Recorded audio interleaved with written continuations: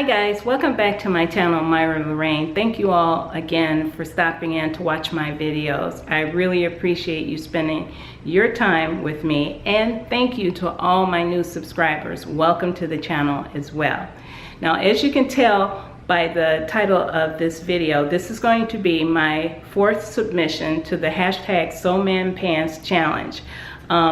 Now this one is actually the reason this is going to be a very brief video is because this is a remake of a polo that I did for my husband. I believe it was in last year's challenge, and I'll bring up a picture of his beloved polo.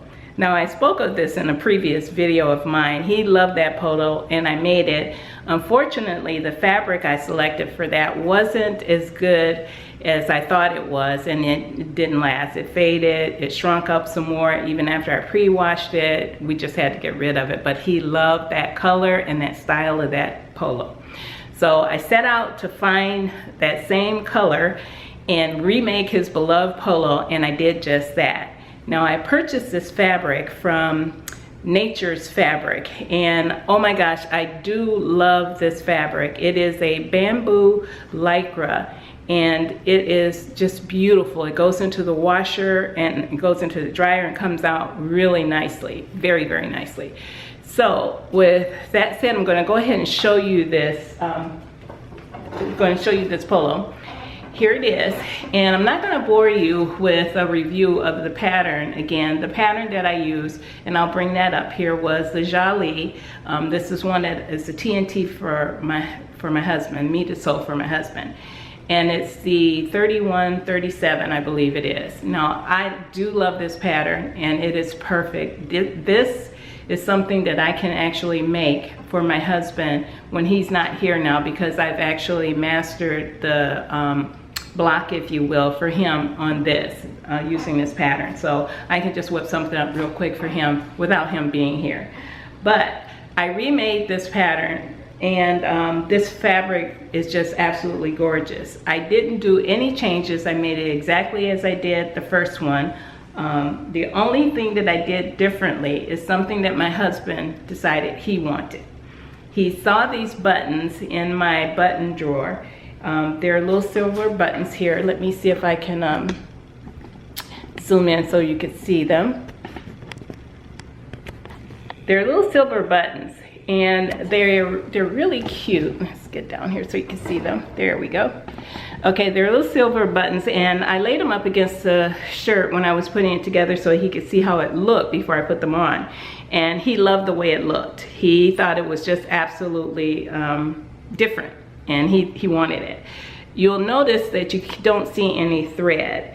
There is thread there holding the buttons, I assure you, but it's an invisible thread that I'm using because he wanted it all clear. He didn't want gold thread in there, or he didn't want white thread or gray. So I used the invisible thread, and it just looks like the buttons are floating on his shirt, which is really super cool. So let me just get you back out here so that you can see me. But I really do like this shirt. It turned out really good. He's got his beloved gold polo back, and I feel that I did something good for him again. But that's it for this video. I just wanted to show you guys this. I'll roll some pictures of him in this remake of his polo. He loves this thing, as you can see. He was having a great time outside in the patio and in the front yard, you know, showing off his new shirt. So that's it, you guys. I hope you enjoyed all of the pictures of my husband. I hope you enjoyed this video. I wanted to keep it really quick because it's a remake. I do have other things coming very soon for you to see. I was planning on making 6 garments in this challenge this year, and so far I've made 4, and who knows, maybe I can squeeze in a couple more. But I have the other 2 that I'm working on right now, and hopefully we'll get those to you soon. So take care, and don't forget, before you leave, give me a thumbs up, comment below. I really like hearing from you guys, and subscribe if you like. I really hope you do. So with that said, I'll see you in the next video. Bye now. Happy sewing. Is based on the guide sheet instructions section to the front.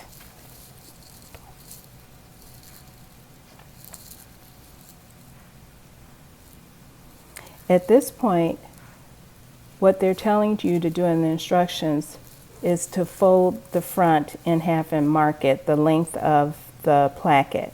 But as you can see, I laid it down here and I'm actually marking it. I marked the length of the front placket and now I'm actually making my mark on the center line. On the instructions, it tells you to fold it and mark it, but you can see how I'm doing that here for you all. And that's step figure 5.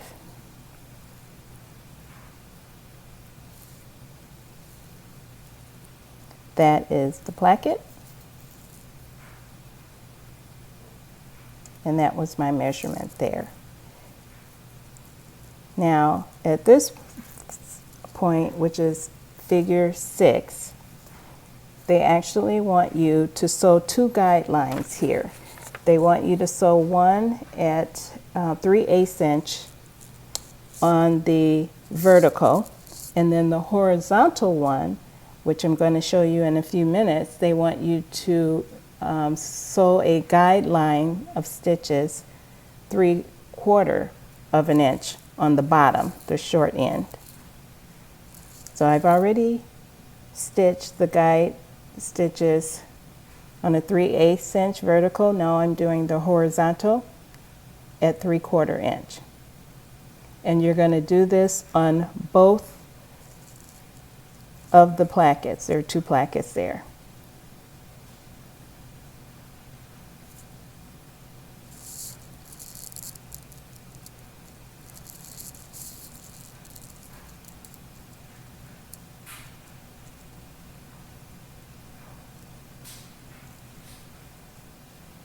Okay, now we're going to work with figure 8, 9, and 10. Now here, figure 8, they want you to line your placket up with the vertical guide stitches close to the front center fold where you made your marking. Just line it up on the left side. And this is the front, it's right side up. So you're actually, I'm sorry, it's right side, yes, right side up, so you're actually working on the right side.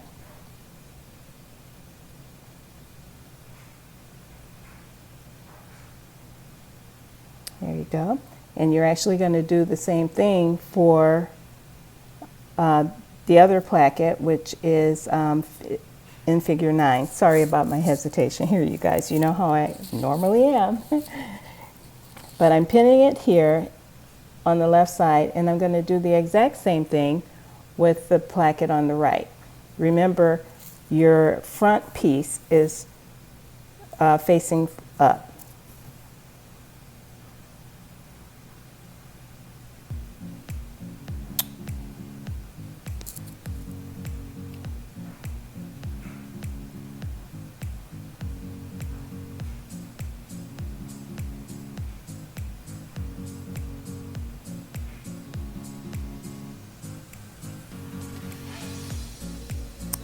There we go. We're going to actually stitch that on both sides. We're going to do the first one on the left, and then we're going to end with the other one on the right. This part you guys probably know already by doing. This is all the easy part, but I want to make sure I have everything in here in the event someone needs it.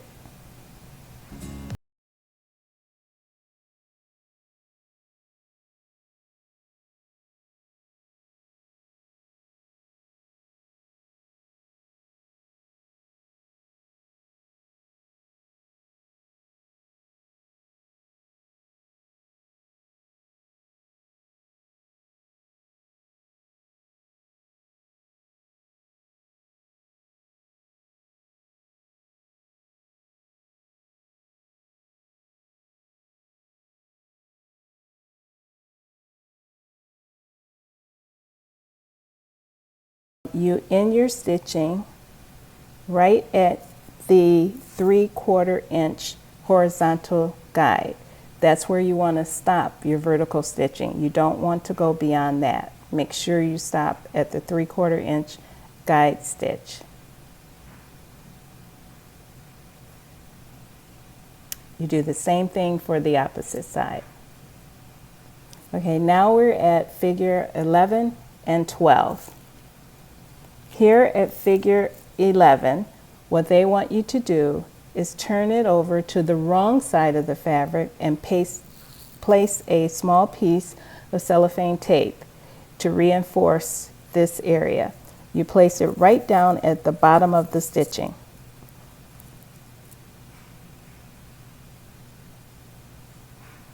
Okay, now you're going to flip it over to the opposite side, and this is where you're going to cut open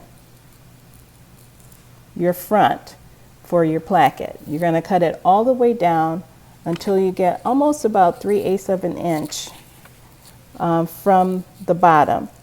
But you don't want to do what you're going to see me do here and cut through your placket. You want, when you start to angle off on each corner, you want to cut towards the corner of the stitching where it stopped, but not through the stitching. Move your placket seam out of the way and just cut your front. You will see me cutting through here. I'm cutting through the placket seam, but that's just for emphasis to show you that I'm cutting at an angle to the stitching. When you do this, move your placket seam allowance out of the way and just cut your front so that you get that triangle right there.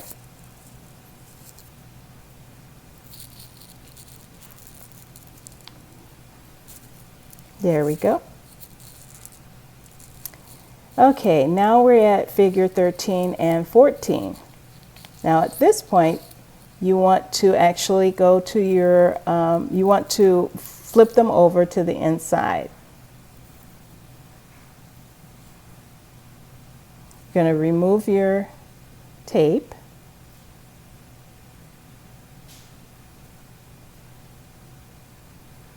There we go.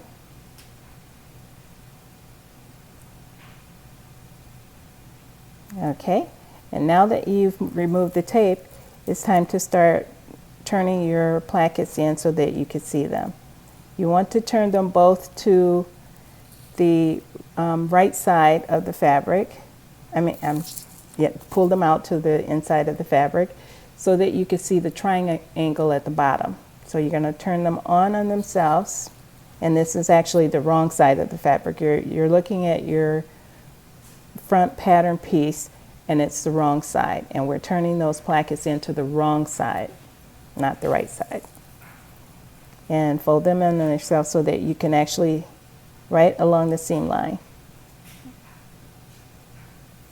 And again, this is figure 13 and 14 that you'll see in your instructions.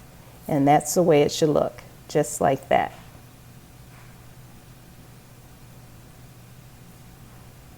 Nice and flat.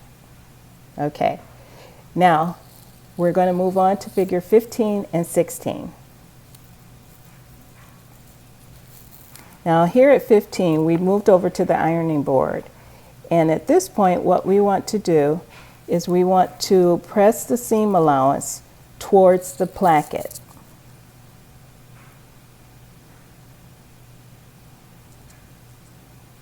And then you want to turn in the placket seam allowance of 3/8 inch, and you want to press that down as well. That's your finished edge. Then you're going to turn that over on top of the seam, pressing the fold right along the seam line. And you can pin that in place if you want. I usually do. And then you want to do the exact same thing with the opposite side. You want to get that straight, press that seam allowance towards the placket. And then with the pressed edge, which you see I've done it already, you want to put that right along the seam. Place that right along the seam line and pin that in place as well.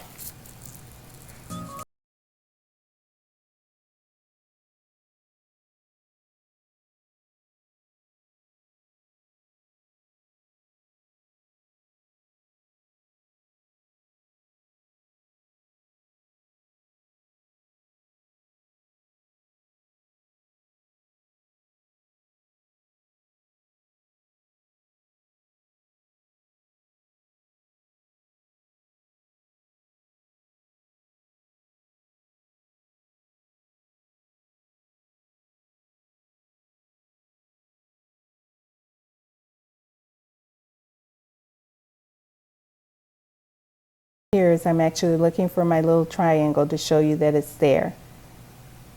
And forget my little pieces of the placket that I cut, but that little triangle is right there. So this one is all set and all ready, and it's flipped over. I'm showing you what it looks like on the opposite side, which will be our front. And we're going to now move on so you can see what it looks like. It's supposed to look like there. And then we're going to stitch. We're going to top stitch on the right side. Okay, and now this is figure 17, and this is where we're actually going to go in and top stitch that down.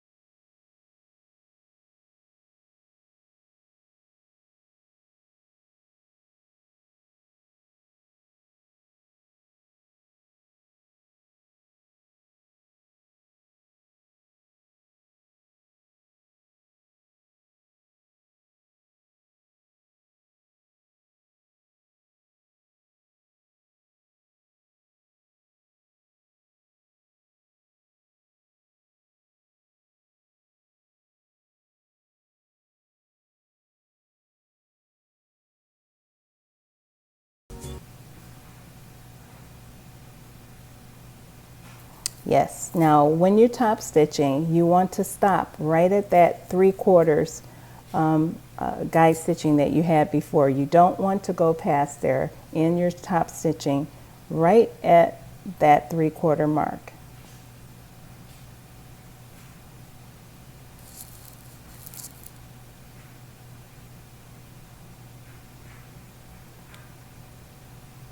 Now I'm going to do the other side in the exact same manner. I'm going to top stitch. I'm giving everyone a thumbs up. I'm going to top stitch.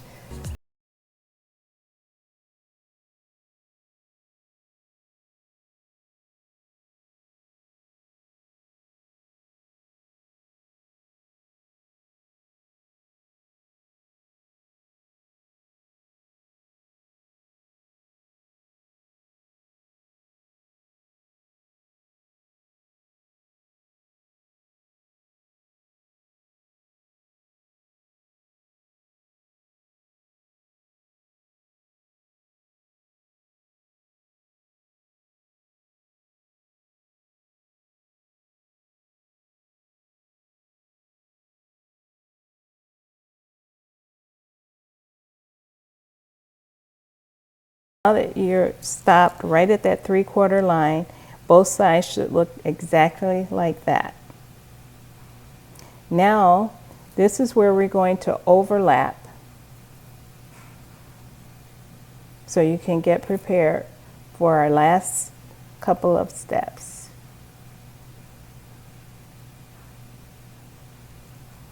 Okay, you see both of our plackets are nicely sewn in, and you can see both of them nicely sewn in now.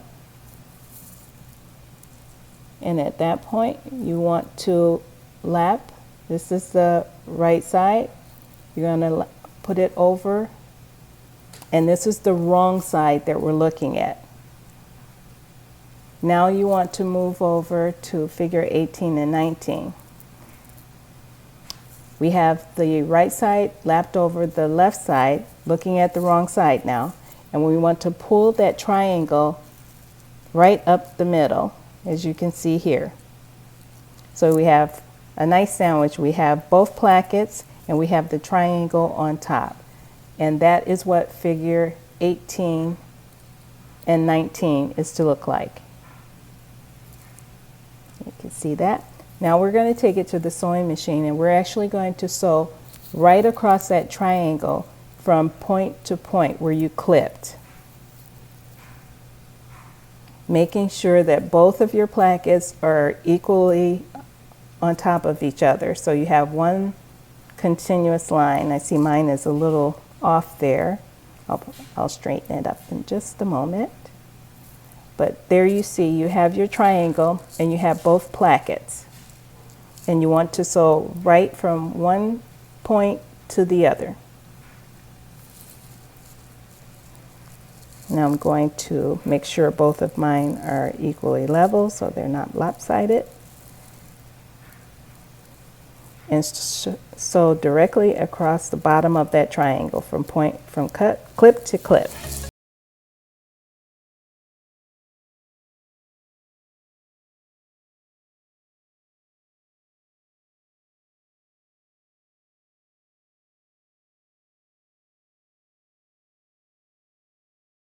Doing that from clip to clip, I will take it to my serger and I will serge off most, about half of that, so that I have a nice clean finish across the bottom. And I'll show you that in this picture. Now you see the inside of my front, and I've actually serged off that and left a nice clean finish on the bottom. This is the inside of the shirt. There's my nice serged off. You can still see a little bit of the triangle there. Now I'll flip it over so you can see the front, and there it is. If you follow this step-by-step process, that's what your placket will look like too. That's it.